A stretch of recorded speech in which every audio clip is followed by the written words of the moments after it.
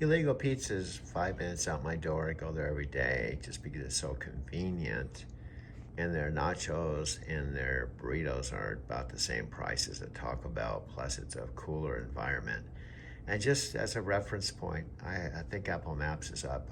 I can show you some photos with Apple Maps so it kind of give you an idea what it's like to live where I live, because most of you watching this video, some of you may live here, but many of my Lyft customers I pick up are visiting. They're here for a concert. They're here for a sporting event, the Yankees, Taylor Swift, which is in town. So we do have a lot of out-of-town people here.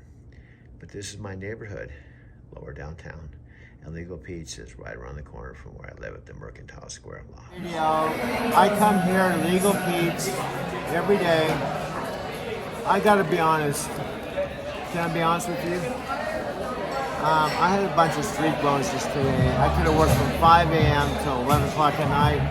But there's a part of me that just wants to retire. I drove a truck for 12 years, almost a decade, 60, 70 hours a week. I started when I was 55.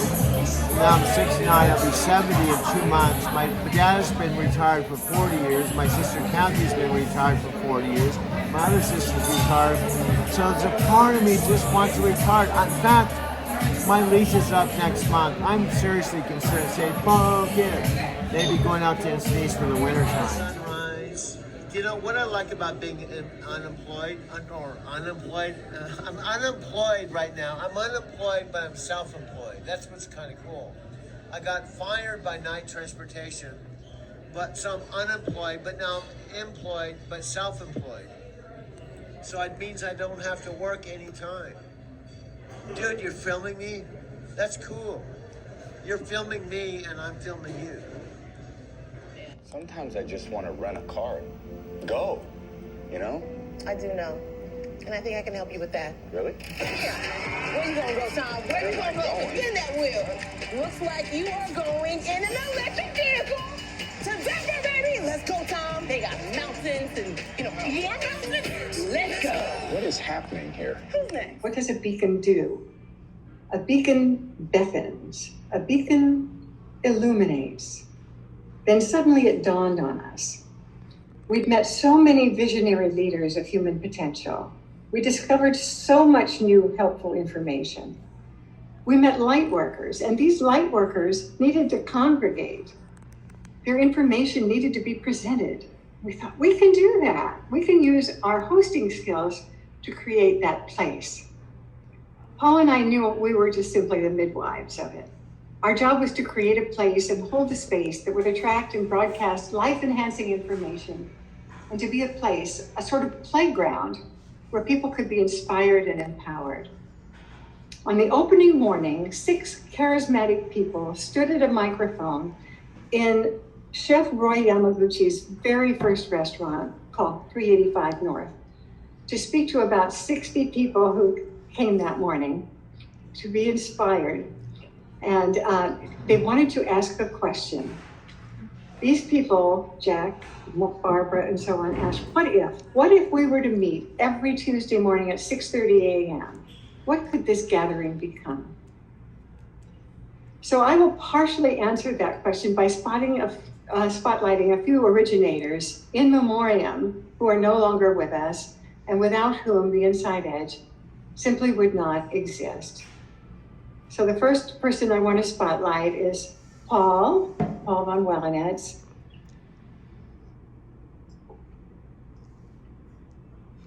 Paul and I married in 1963. In our first 20 years, we built a career together as early celebrity chefs. Our first book, The Pleasure of Your Company, won the prestigious Cookbook of the Year award in the category of entertaining in 1976. And 5 more books followed, along with a cooking school on Sunset Boulevard, followed by our own television series. And we were always a team. We often traveled to teach classes in department stores and were set up with a traveling sound system that Paul created and managed. So without that skill, the Inside Edge could not have been born. Those who knew Paul loved and remembered him as a true gentleman, an artist, a strong, rather silent man who loved sailing. His preference for staying behind the scenes and setting up rooms for meetings made our leap into an entirely new Inside Edge career possible. Paul and I still used our cooking skills to host seasonal parties with a purpose. And here you see Paul and Lexi next to a tree that was decorated by Inside Edge members at our holiday vision party, where each member shared their vision of what the next year could become. Our daughter Lexi, who's also here tonight, during her college years worked for the Inside Edge, and she's with us today. Our meetings were then held at the Beverly Hills Hotel, and chapters had been thriving in Orange County on Wednesday mornings and San Diego on Thursdays. It was the most joyful and rewarding work we'd ever done. And without any warning, in 1988, 4 years into the success of the Inside Edge, and a few days after our 25th anniversary, Paul was diagnosed with terminal cancer. He died only 4 months later. Near the end, he told me, "I don't want you to be alone. Send me someone," I implored. He did. He chose well. And I've been married to Ted Wentworth for 31 years now, and Ted has been my soul's companion and my safe harbor every day since. So we're going to show a picture now of a woman that the Inside Edge, she absolutely did create the Inside Edge. Her name is Rama Vernon. Truly, the Inside Edge would never have come into existence without Rama. So many memories of and gratitude for her have been flowing through me, especially since the news of her passing just a few weeks ago. My heart is overflowing with gratitude for the profound effect Rama had on Paul's and my life path together, how she changed the course of it completely, and she would change the life path of so many others. We met Rama in May of 1985 when we joined a group of 80 and traveled with her into the Soviet Union. I laugh at myself now when I remember how on first meeting her, I felt very suspicious. She was way too beautiful, too wise, too expansive to be real. I would learn that I would never meet anyone more real than Rama.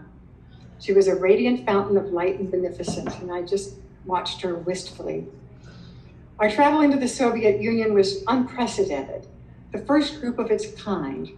Our purpose on that pioneering trip was to film a documentary of citizen diplomats, including peace activists, leaders of human potential, such as Swami Satchidananda, actors Dennis Weaver and Mike Farrell, Dr. Patch Adams, author Alan Cohen, Patricia Sun, and futurist Barbara Marx Hubbard, to open an ongoing dialogue of peace between Russia and the United States. We were citizen diplomats. The leaders often reminded us on that trip that the world was in crisis, and that the Chinese ideogram for crisis is a combination of two other ideograms, danger and opportunity. We all felt we were living on the brink then. Rama would go on to lead 56 more trips into the Soviet Union and similar trips into the Middle East, encouraging divisive groups to go deeply and to listen to each other. When the Inside Edge began, other light workers just simply began to show up. So the next picture is of Dr. Peggy Bassett. She was the minister of the Church of Religious Science in Huntington Beach. She was brought to us by Mark Victor Hansen, who would soon enjoy his own huge success. And she quickly claimed the Orange County chapter of the Inside Edge as her very own playground. And in her sermons, she invited her own tribe to join as well, which filled the Orange County chapter really quickly. Visionary and charismatic people just kept showing up at the Inside Edge without advertising and only through word of mouth. Louise Hay showed up. We have a picture of Louise. Showed up at the Beverly Hills chapter in its earliest days. She then had only just a tiny self-published booklet titled Heal Your Life. She would write many more books and build her own enduring publishing empire. And the next person is Dr. Susan Jeffers. Early Edge members all considered Susan our most outstanding, fun success story. Susan and her husband, Mark Shalmerdine, joined at the very beginning. And Mark founded the Film Edge that hosted transformational films at Paramount Studios that we got to go to, and we supplied the popcorn. Paul and I still enjoyed giving parties and hosted several parties with a purpose. And one of these parties was futuristic, and members were invited to show up to a party we called Come As You Will Be.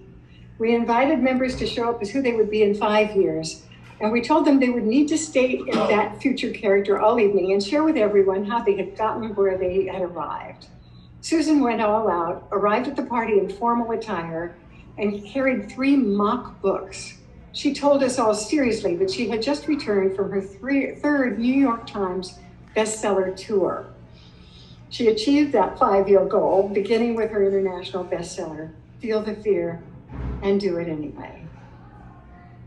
So those are a few of our departed members, and now I want to welcome somebody who's still very much alive and very crazy and wonderful, just as he always was, and that is Tom Sewell. Really exciting. I get to present somebody I revere with all my heart with a Lifetime Achievement Award. And this is to one of our original members, Jack Canfield. And thanks to Tim, Jack Canfield, here's Jack's award. You can see this, how beautiful this is. He deserves so much more. Thanks to Jack, he was not only present at the very first meeting on a Tuesday morning in October 1985, he helped pose the question, what if? He'd been devoted to teaching and promoting self-esteem in the schools. He had not yet written even the first of his hundreds of books. And even though his name has now become a household word, his energy then was absolutely just the same as it is now. He just showed up. He was so clear, so helpful, somebody who was just there to support and guide people. And during the first year, he showed up as the speaker and brought with him a box of velvet hearts. I'm going to hold this up. Can you see this? This velvet heart, he handed these out and he divided us into groups of 3. And he told us to start with one person. That person would speak from their heart, from their very deepest place. And then when they were done, they would pass the heart on to the next person. And I remember that as one of the very first community building breakthroughs that we really had at the Inside Edge. And I implored him to get me some of those hearts. So in case we ever had a speaker not show up, that would be the process that we would use to keep our group moving forward in the morning. So Jack, I can't thank you enough for everything that you have brought to all of us and to my own life as the first co-author in the Chicken Soup for the Soul series and to the Inside Edge over all these many years. So I turn it over to you. Well, first of all, thank you very much. I am so honored. I don't think I've ever received a Lifetime Achievement Award. Kind of makes you feel old, like, is your life work coming to an end?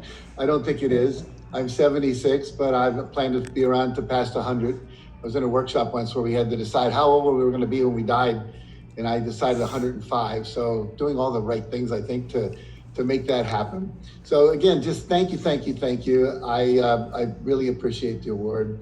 I wanted to take a time in my little reception speech here, if I can, to just talk about some of the value I received from the Inside Edge and also unpack a little of the history as we've been doing as well. I remember sitting in your living room, Dinah, with Paul and a few other people, Tim Peering, I think Tom Sewell was there back in 85, 86. Should we do this? And it was absolutely, we should.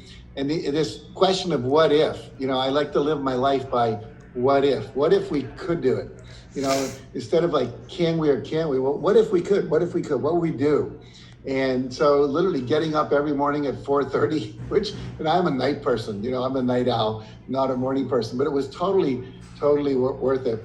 And I remember a few years after we started, the LA Times called it the Breakfast Club for New Age thinkers. And and I love Tom Sewell, those pictures of all the different people, Barbara Marx Hubbard, and we had Patricia's son, and Bill Galt, who created the Good Earth Restaurant, and John Gray and Barbara, and Ken Blanchard from the 1 Minute Manager, and Marilyn Ferguson, who wrote the Korean Conspiracy. Today we have better conspiracy theories, I think, going around. But it was like, what if we could kind of take over with all this consciousness, and Wayne Dyer and Les Brown.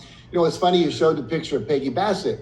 And I remember speaking at her Church of Religious Science with Mark Victor Hansen, myself, and Les Brown. And I remember Les saying to the audience, he said, you're watching the 3 of us go from local obscurity to national obscurity right before your eyes. I thought it was kind of funny. But all of us have gone on to have amazing careers. I was not well known back then. I had just come from running Insight trainings and left that and started my own little Canfield, we called it self-esteem seminars back then. And, it was amazing. And, we started the day at 5:30, 6:30 to 8:30. We still got to work. And one of the things I've learned in my research recently, in the last year or two, I've written forward to 2 books. One was called The Billionaire Secret by a guy named Raphael Badziag from Poland. He interviewed 21 billionaires. And another one called Homeless to Billionaire, a guy named Paris Ray. And he was from Sweden, and he was at 19 in a beach in Phuket, living on the sand because he didn't have any money. He was totally homeless. And by the time he was 35, he was worth $3 billion.